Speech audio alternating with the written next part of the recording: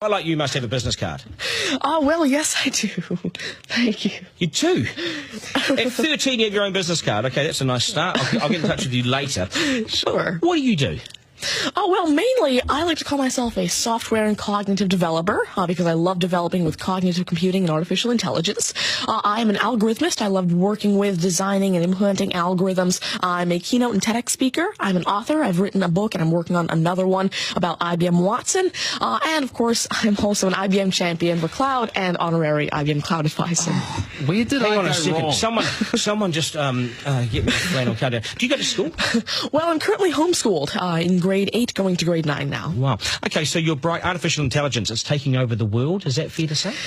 Well, you see, that's actually one thing that I believe a lot of people have this sort of misconception that artificial intelligence is this technology that was made to replace humans at really everything we do, whether it be, our jobs or whatever we do at home every day. But really what I believe is that artificial intelligence was developed and is continuing to be developed for the sole purpose of really augmenting our life and amplifying our skills or capabilities and what we can do every day. But what about when the computers actually learn that they're better than us?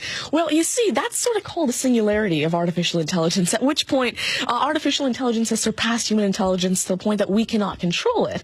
But really what I believe at this point, artificial intelligence, I won't go into the details right now since we're limited on time, but the thing is right now, artificial intelligence itself as a technology is so foolable and so primitive that either A, we won't reach that singularity point, or B, if we do, it's a very long ways off. Do you understand it, Mark? No.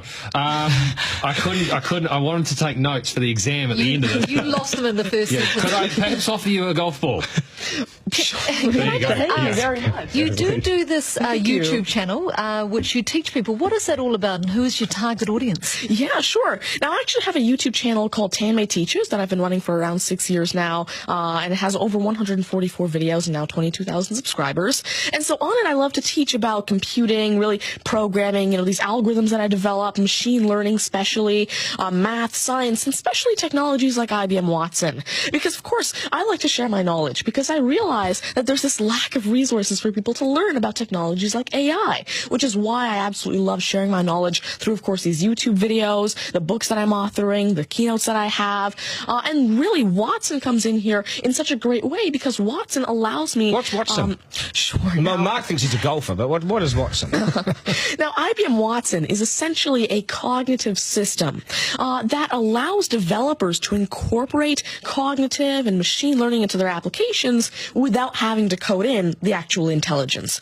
And what this means is that, of course, right now, really one of the main reasons developers aren't incorporating more machine learning into their apps is because it's so hard to do. It's really difficult to incorporate intelligence because... Has the I'm going to take this somewhere else, this interview. Has the Homeschooling Association of the World got hold of you as the front person?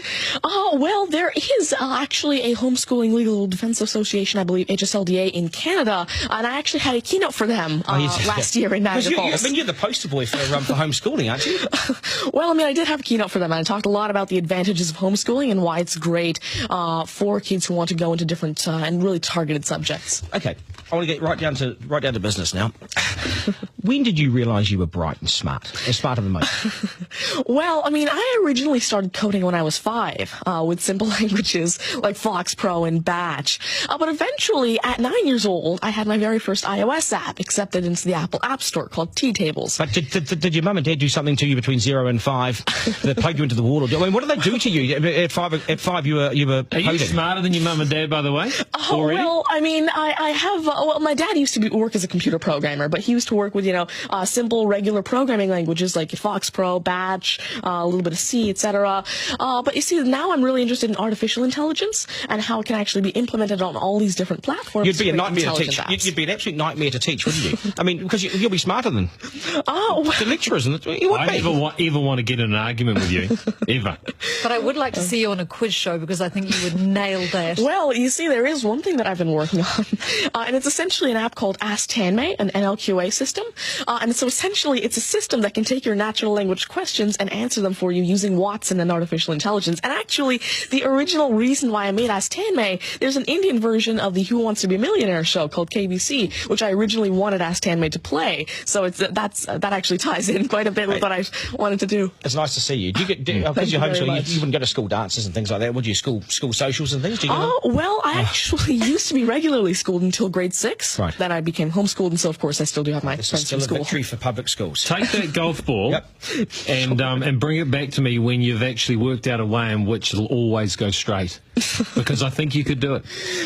Technically, using a genetic algorithm or something. I knew there'd be an answer. Hey, it's brilliant to meet you. You're a complete inspiration. Thank you. And I hope my son was watching, a 7-year-old son. Message to Buster Garner, you got work to do, mate. Do your homework, and we got to sharpen things up. Nice to see you. Thank you very All much. the very best. Thank You're you. amazing. Thank you. You're amazing. Okay, news is next, and then we are joined by today's panel, which won't be as smart as this guy, but they'll still be good, and we will head back to some of the beach as well for a game of 9 and 10. So much pressure now on the contestant of 9 and 10 just to rip through it and get it right. It's coming up after 8.